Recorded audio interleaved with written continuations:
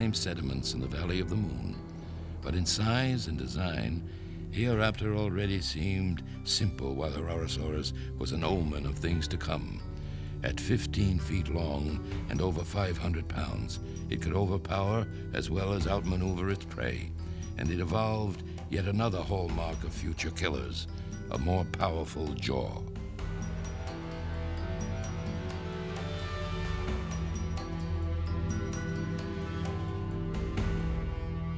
Herrerasaurus in the lower jaw, it has a flexible lower jaw. There's a little joint in the middle of the lower jaw which allowed the animal to actually clamp down on struggling prey.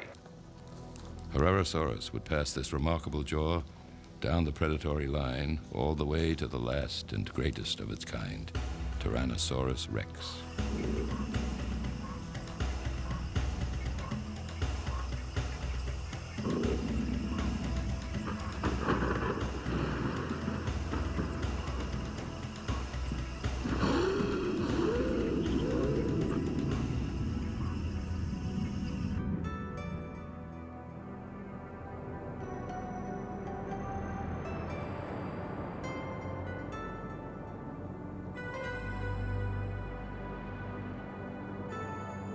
The fossil-rich Valley of the Moon has presented the expedition with another gift and another window into the ancient world of the first dinosaurs. It is a perfectly preserved skeleton of a rhynchosaur, one of those squat, hapless reptiles on which the Herrerasaurus mercilessly preyed. Here we found one of the best rhynchosaur skeletons that I think anybody's ever found anywhere. It's a remarkable skeleton. Every single bone of the body is complete and well preserved, and that is so unusual to find. Not only that, but he's spread out in the anatomical position as if he were on a laboratory dissecting table. The details on this specimen are incredible, right down to the claws on the tips of the fingers. This, for example, is a claw that would fit on the finger about like this. The tip of it is the only part broken off. And we assume these were used for digging, as the animals were somewhat like pigs and probably had a rooting habit or looking for vegetation. They had these large claws on all of their fingers that would have helped them dig up roots or other kinds of vegetation. The world into which the dinosaurs were born was distinctly not a tranquil place. It was dominated by animals headed down a quite different evolutionary path. Creatures like the strange sailback Dimetrodon, half reptile, half mammal.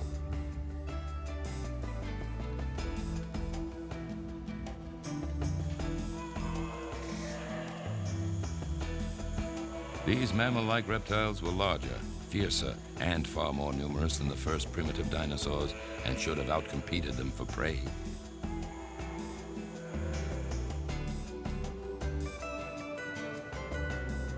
Fossils of mammal-like reptiles also dominate the red sediments of the Valley of the Moon, presenting paleontologists with a puzzle. How did the dinosaurs ever get off the evolutionary starting line? Now this animal, the cynodont, Exoretodon, was one of those mammal-like reptiles that played such a tremendous role in the origin of dinosaurs, and they're the ones that should have gone on to dominate the terrestrial world. Instead of dinosaurs, they were almost like mammals. They disappeared, leaving behind their descendants, the true mammals, as little tiny animals that spent 150 million years hiding out from dinosaurs. And instead, the dinosaurs, who should have been slow-witted reptiles, took over the world and totally dominated every ecological environment for 150 million years.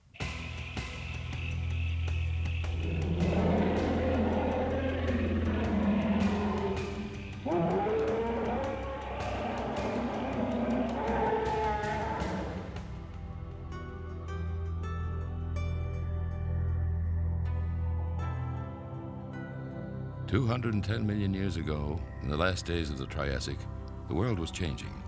Small, agile killers flourished and spread around what was then the supercontinent of Pangaea, like Styracosaurus, found in what is today Brazil, In southern Africa, Syntarsus. And its remarkably similar North American cousin, Coelophysis. Captured in their death throes, frozen in time, dozens of these little dinosaurs fossils were found in New Mexico in 1947. Adults, adolescents, and young animals alike, entombed in a sort of primeval Pompeii.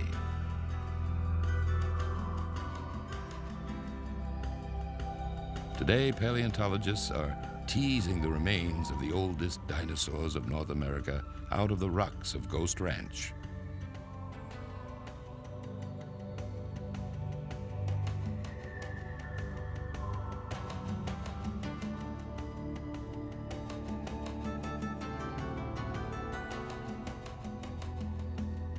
Fleet, fierce little dinosaurs like Coelophysis represent the changing of the guard at the end of the Triassic. It was the quick and the vicious who would inherit the earth. And so the descendants of Eoraptor and Erarosaurus, who retained a taste for flesh, all bore the unmistakable stamp of the predator.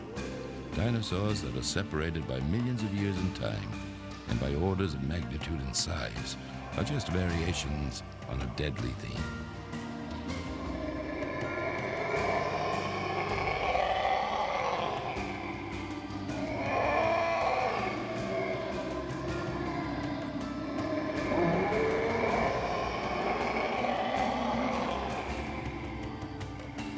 Based on their strong family resemblance, paleontologists call all of the carnivorous dinosaurs theropods, meaning beast foot.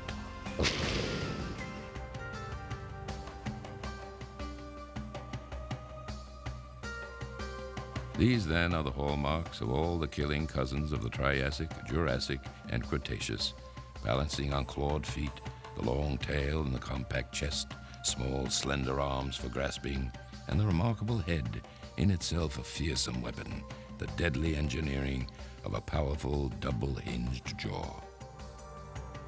It was, in the classically Darwinian mode, a case of success breeding success, or if you happen to be an unfortunate member of the prey species, terror breeding terror. Though the basic model remained the same, evolution would drive different species to hone different aspects to predatory perfection. Some would become the fleetest animals ever to stride the ancient earth, a class of ostrich-like dinosaurs called ornithomimids, meaning bird mimics.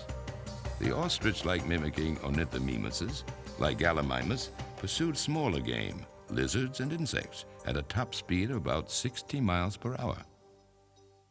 125 million years ago, a new line of dinosaur predators were making their spectacular debut. Only recently discovered, these dinosaurs, it seemed, would choose to perfect every weapon in the deadly arsenal of the dinosaur predator.